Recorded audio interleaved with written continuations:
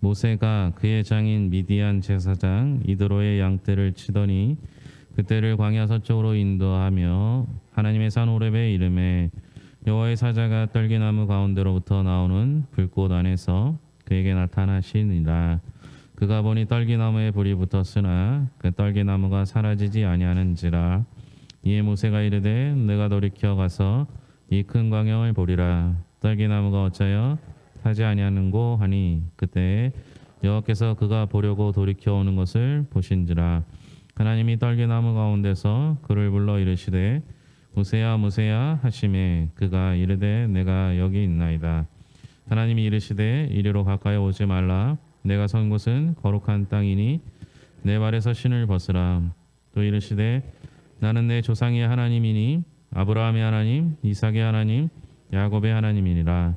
모세가 하나님을 배웠기를 두려워하여 얼굴을 가리매 여호와께서 이르시되 내가 애굽에 있는 내 백성의 고통을 분명히 보고 그들의 감독자로 말미암아 부르짖음을 듣고 그 근심을 알고 내가 내려가서 그들을 애굽인의 손에서 건져내고 그들을 그 땅에서 인도하여 아름답고 광대한 땅 젖과 꿀이 흐르는 땅 곧 가나안 족속 헷 족속 아모리 족속 브리스 족속 휘 족속 여부스 족속의 지방에 데려가려 하노라. 이제 가라. 이스라엘 자손의 부르짖음이 내게 달하고 애굽 사람이 그들을 괴롭히는 학대도 내가 보았으니 이제 내가 너를 바로에게 보내어 너에게 내 백성 이스라엘 자손을 애굽에서 인도하여 내게 하리라. 모세가 하나님께 아뢰되 내가 누구이기에 바로에게 가며 이스라엘 자손을 애굽에서 인도하여 내리이까. 하나님이 이르시되 내가 반드시 너와 함께 있으리라. 내가 그 백성을 애굽에서 인도하여 낸 후에 너희가 이 산에서 하나님을 섬기리니 이것이 내가 너를 보낸 증거니라. 모세가 하나님께 아뢰되 내가 이스라엘 자손에게 가서 이르기를 너희의 조상이 하나님이 나를 너희에게 보내셨다 하면 그들이 내게 묻기를 그의 이름이 무엇이냐 하리니 내가 무엇이라고 그들에게 말하리이까. 하나님이 모세에게 이르시되 나는 스스로 있는 자니라. 또 이르시되 너는 이스라엘 자손에게 이같이 이르기를 스스로 있는 자가 나를 너희에게 보내셨다 하라. 아멘. 찬양대 찬양 읽겠습니다.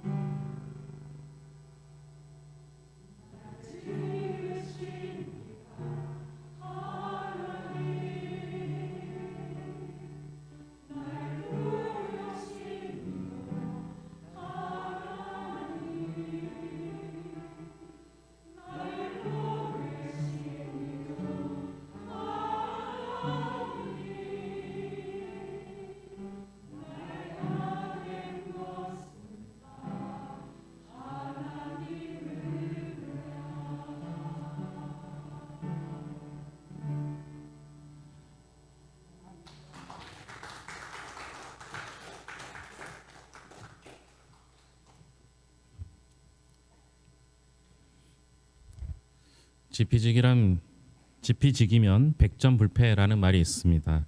적을 알고 나를 알면 지지 않는다라는 말을 뜻이 됩니다. 때로는 백전불패 대신 백전백승이라고 말합니다. 지지 않을 정도가 아니라 반드시 승리한다라고 말하는 것이죠.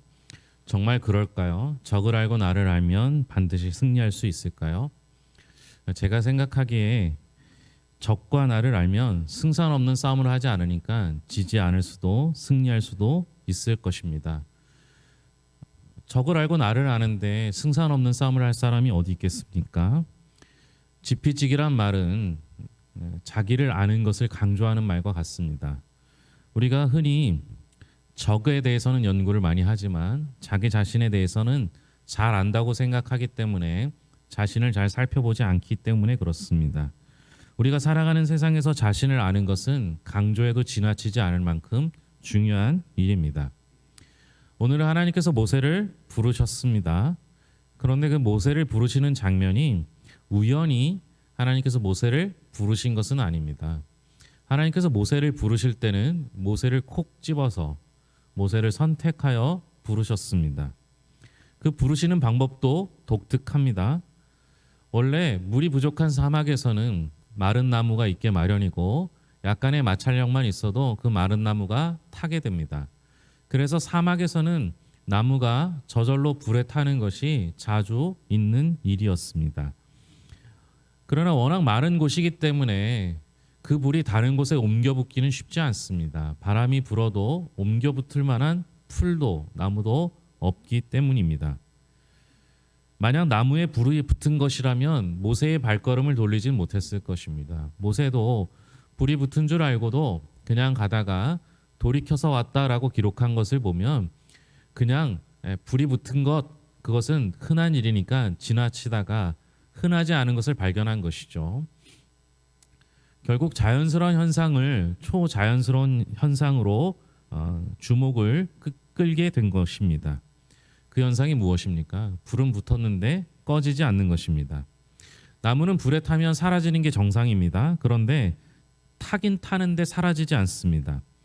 물론 이것을 사명이라는 것에 집중하면 꺼지지 않는 사명, 사라지지 않는 사명이라고 말할 수도 있겠습니다.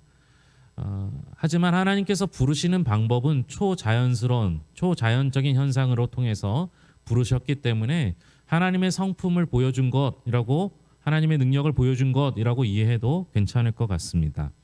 하나님이 이렇게 모세를 부르셨습니다. 그리고 그에게 사명을 주셨죠. 모세에게 사명을 주시기 위해 모세를 부르신 것입니다. 그런데 하나님께서 이미 선택하셨고 남들이 할 수 없는 초자연적인 현상의 모습을 보이시면서 모세를 부르셨음에도 불구하고 모세는 내가 누구이기에 과연 그 일을 할 수 있느냐라고 묻습니다. 우리가 이 내용에서 하나님이 하신 말씀과 모세가 한 말을 분리해서 보면 좀 더 명확해질 수 있습니다. 먼저 하나님께서 하신 말씀 한번 살펴보겠습니다. 4절부터 10절까지입니다. 같이 읽겠습니다. 여호와께서 그가 보려고 돌이켜 오는 것을 보신지라 하나님이 떨기나무 가운데서 그를 불러 이르시되 모세야 모세야 하시매 그가 이르되 내가 여기 있나이다. 하나님이 이르시되 이리로 가까이 오지 말라. 내가 선 곳은 거룩한 땅이니 내 발에서 신을 벗으라. 또 이르시되 나는 내 조상의 하나님이니 아브라함의 하나님, 이삭의 하나님, 야곱의 하나님이니라. 모세가 하나님 배우기를 두려워하여 얼굴을 가리매 여호와께서 이르시되 내가 애굽에 있는 내 백성의 고통을 분명히 보고 그들이 그들의 감독자로 말미암아 부르짖음을 듣고 그 근심을 알고 내가 내려가서 그들을 애굽인의 손에서 건져내고 그들을 그 땅에서 인도하여 아름답고 광대한 땅, 젖과 꿀이 흐르는 땅, 곧 가나안 족속, 헷 족속, 아모리 족속, 브리스 족속, 히위 족속, 여부스 족속의 지방에 데려가려 하노라. 이제 가라. 이스라엘 자손의 부르짖음을 내게 달하고 애굽 사람이 그들을 괴롭히는 학대도 내가 보았으니 이제 내가 너를 바로에게 보내어 너에게 내 백성 이스라엘 자손을 애굽에서 인도하여 내게 하리라. 아멘. 12절은 두 번째는 12절입니다. 하나님이 이르시되 내가 반드시 너와 함께 있으리라. 내가 그 백성을 애굽에서 인도하여 낸 후에 너희가 이 산에서 하나님을 섬기리니 이것이 내가 너를 보낸 증거니라. 세 번째는 14절입니다. 하나님이 모세에게 이르시되 나는 스스로 있는 자이니라. 또 이르시되 너는 이스라엘 자손에게 이같이 이르기를 스스로 있는 자가 나를 너에게 보내셨다 하라. 지금 읽은 이 대부분의 내용은 하나님께서 말씀하신 내용이죠. 이제 모세가 어떻게 대답하는지 좀 보겠습니다. 11절입니다. 모세가 하나님께 아뢰되 내가 누구이기에 바로에게 가며 이스라엘 자손을 애굽에서 인도하여 내리이까. 두 번째 모세가 한 얘기 13절입니다. 모세가 하나님께 아뢰되 내가 이스라엘 자손에게 가서 이르기를 너희의 조상의 하나님이 나를 너에게 보내셨다 하면 그들이 내게 묻기를 그의 이름이 무엇이냐 하리니 내가 무엇이라고 그들에게 말하리까. 이 대화를 분리해서 보면 여러분들 어떤 생각이 드십니까? 하나님은 하나님이 하신 것에 하실 것에 대해서 강조하고 있습니다. 보고 듣고 알았다. 하나님이 하신 것에 대한 강조죠. 하실 것에 대한 강조를 하고 있습니다. 내가 너를 보내고 너와 함께 하겠고 증거를 삼겠고, 이렇게 하나님께서는 하신 것과 하실 일들을 설명합니다. 또한 하나님 자신의 모습, 성품에 대한 설명들을 하고 있습니다. 아브라함의 하나님, 이삭의 하나님, 야곱의 하나님을 말합니다. 이스라엘의 고통을 들으셨습니다. 그리고 모세를 통하여 이들을 이끌어내시겠다라고 말씀하십니다. 모세가 내가 누구이기에 그들에게 가며 그들을 구원해 내리까? 라고 묻자 하나님의 대답이 다소 엉뚱해 보입니다. 12절에 보면 너와 함께 있겠다, 이 산에서 예배하게 하겠다, 그것으로 증거를 삼겠다라고 합니다. 모세는 내가 누구인지 설명해 달라는데 하나님께서는 모세에 대한 설명을 하지 않으십니다. 단지 내가 너와 함께 하겠다, 너를 통하여 이 일을 이루겠다라고 말씀하고 계신 것입니다.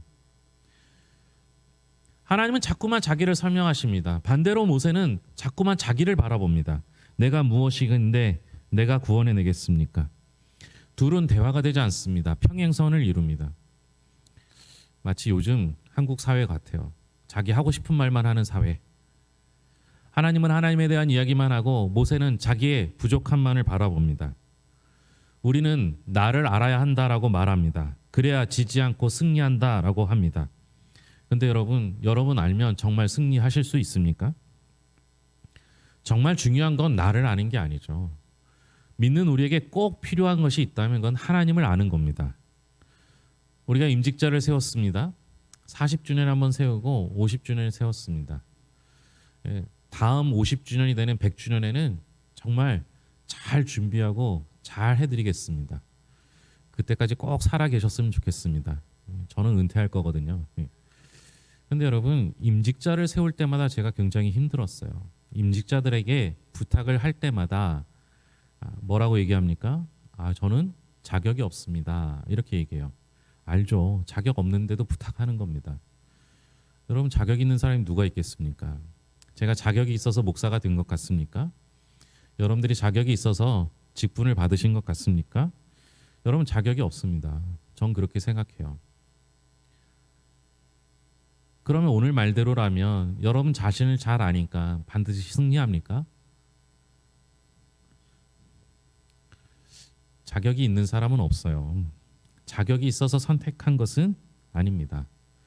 주님이 일꾼을 부르시고 선택하신 것은 자격이 있어서가 아니라 그냥 하나님이 부르셨기 때문에 그런 겁니다.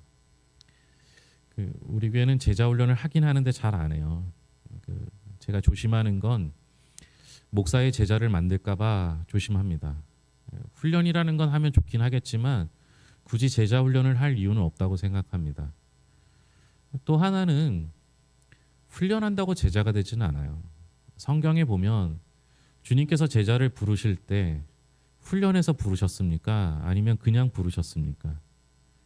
그냥 부르셨죠. 주님이 부르시면 제자가 되는 거고요. 주님이 보내시면 사도가 되는 겁니다. 마치 우리가 훈련을 해서 자격을 갖추면 주님께서 나를 제자 삼아 주시는 거라고 생각하면 큰 오산입니다. 우리는 훈련을 아무리 해도 자격이 채워지지 않습니다. 자격 때문이 아니라 하나님이 부르셔서 그렇게 된 겁니다. 여러분, 하나님의 부르심은 충분합니다. 자격 없는 나를 부르셔도 하나님이 부르시면 충분합니다. 칼빈은 불가항력적 은혜라고 말하고 있는데요. 하나님이 부르시면 내가 어찌할 수 없이 그 부르심에 응답하게 된다라는 것, 그것이 은혜라고 말하고 있습니다. 그 하나님의 부르심에는 완벽합니다. 충분합니다. 그래서 하나님이 부르실 때는 하나님의 부르심에 우리가 응답하는 것이 아니라 하나님이 부르실 때 저절로 응답하게 돼 있는 것이고, 하나님께서 우리를 부르실 때는 그냥 부르셔서 사명을 주시는 것뿐만 아니라 그 부르심에 맞는, 그 사명에 맞는 능력도 함께 주시는 겁니다. 그러니까 하나님의 부르시면 충분한 거죠. 문제는 뭐예요? 그 하나님의 부르심에 우리가 응답하는가라는 겁니다. 더 정확하게 말하면 우리가 능력이 있는 것이 아니라 우리를 부르신 하나님이 능력이 있기 때문에 가능한 겁니다. 그래서 우리가 해야 할 일은 하나님께서 우리를 부르셨을 때 우리가 무엇을 하는가가 아니라 하나님 부르심에 순종할 때 하나님께서 우리를 사용하셔서 우리는 그저 심부름꾼에 지나지 않는다, 주님이 직접 일하신다라는 사실을 깨달으면 되는 겁니다. 근데 모세는 어떻게 반응합니까? 자꾸만 자기 이야기를 합니다.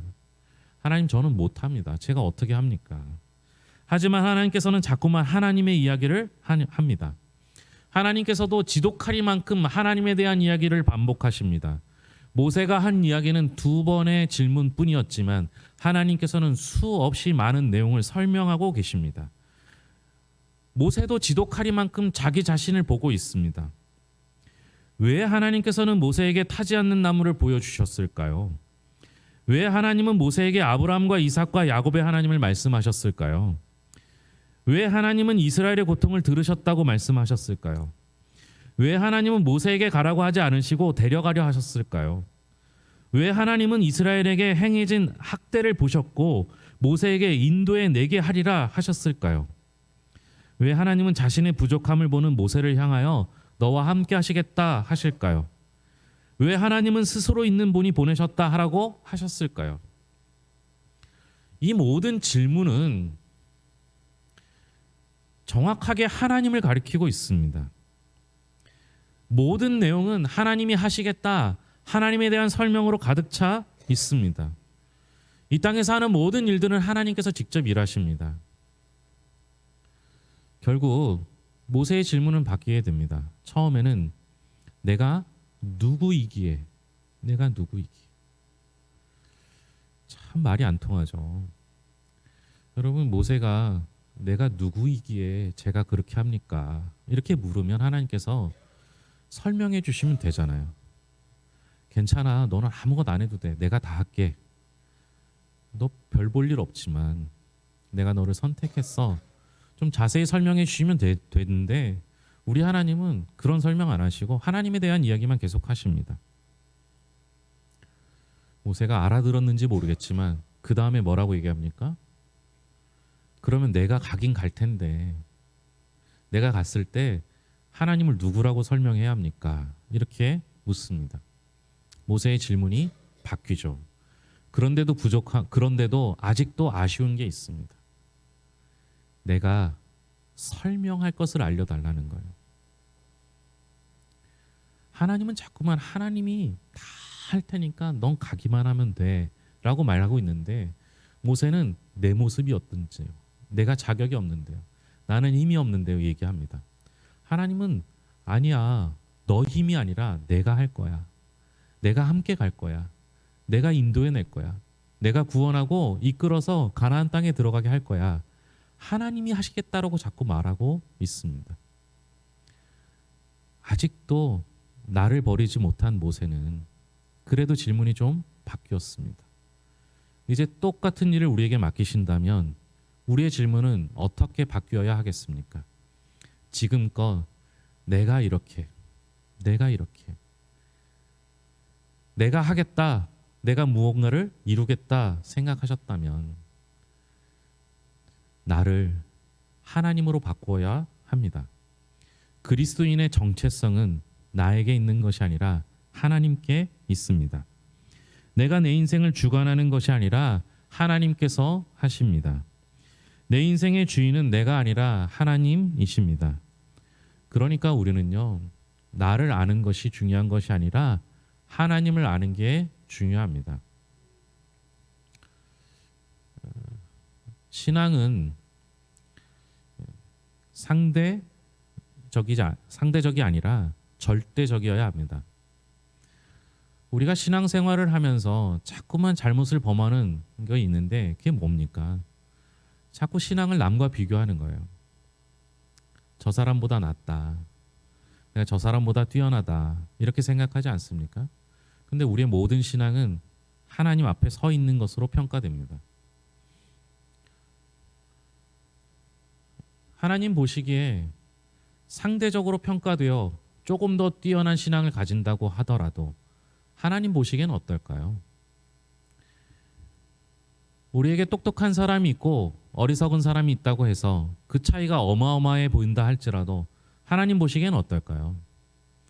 아무리 똑똑한 사람도 아무리 뛰어난 사람도 하나님의 지혜에 견줄 수 있을까요? 세계에서 제일 똑똑한 사람이 하나님과 지혜를 비교한다면 얼마나 차이가 날까요? 수십만 배, 수백만 배가 되더라도 하나님의 지혜를 따라잡을 수 있을까요? 그러면 지혜로운 사람이나 똑똑한 사람이나 어리석은 사람이나 다 거기서 거기입니다. 하나님 보시기에는 도토리 키재기일 수밖에 없습니다. 남과 비교하는 것에서 신앙을 가지시면 안 됩니다. 우리의 신앙은 하나님 앞에 서 있어야 합니다. 내가 무언가로 하려고 할 때 내 능력 가지고 하는 것은 부족할 수밖에 없습니다. 자격도 안 되겠죠. 그러나 내 힘이 아니라 하나님이 일하는데 그저 숟가락 얹는 정도라면 우리는 무엇이든지 하나님의 능력을 힘입어 할 수 있습니다. 그래서 우리는 나를 아는 것보다 하나님을 아는 것이 중요합니다. 얼마 안 있으면 성탄절이 다가오게 됩니다. 해마다 성탄절에는 이 땅에 오신 아기 예수님에 관한 설명을 하고 대림절 기간을 보내면서 성탄절을 맞이할 준비를 했습니다. 올해는 예수님에 관한 이야기를 하려고 합니다. 약 4주 동안 예수님을 더 깊이 알기를 소망하기 때문에 예수님에 대한 설명을 하려고 합니다. 여러분, 예수님을 아는 것이 우리 인생의 목표가 되어야 합니다. 주님을 더 깊이 알아서 내 능력이 아니라 주님의 능력을 덧입어 행하는 것을 우리가 생각해야 합니다. 우리가 품고 가져야 할 기대는 내 능력이 아니라 하나님께 기인해야 합니다. 이것이 믿는 자의 모습이어야 할 것입니다. 하나님을 얼마나 아십니까? 하나님을 얼마나 깊이 이해하고 계십니까? 말로는 하나님은 못하실 일이 없다고 생각하면서 여러분은 못하신다고 생각하지 않습니까? 아예 해보지도 않고 내가 능력이 없어서 포기하고 좌절하고 절망하지 않으셨습니까? 모세를 부르신 것은 그가 가장 강한 왕자의 때가 아니라 사막에서 양치는 목자로 있을 때 부르셨습니다. 그가 왕자이든 목자이든 하나님 보시기엔 거기서 거기 도토리 키재기일 뿐입니다. 그러나 하나님이 쓰시기로 작정하신다면 부르심만으로도 충분하고 그저 서 있는 것만으로도 충분한 게 우리의 모습입니다.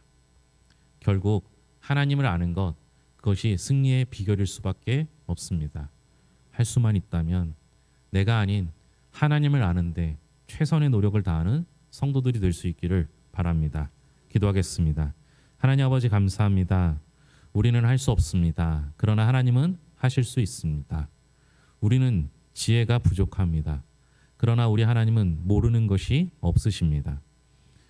나는 아무것 할 수 없고 자격도 안 되지만 우리는 하나님께서는 우리에게 자격을 주시고 불러주시되 하나님의 능력을 덧입혀 주십니다.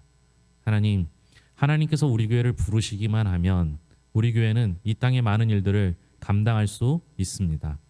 하나님께서 우리 성도들을 각각 부르신다면 그 부르심에 응답하기만 한다면 못할 일이 없습니다. 그런데도 자꾸만 나를 봅니다. 나를 볼 때마다 자격 없는 부족한 사람이라는 생각이 들 수밖에 없습니다. 그러나 우리의 눈을 들어 하늘을 바라보면 하나님은 모든 것 하실 수 있습니다. 그 하나님이 내 아버지 되시고 그 하나님이 내 구원자 되시고 그 하나님이 나를 이끌어 주시고 나와 함께 하신다 약속해 주십니다. 하나님 아버지, 그 하나님의 능력을 힘입어 살아가게 하여 주시옵소서.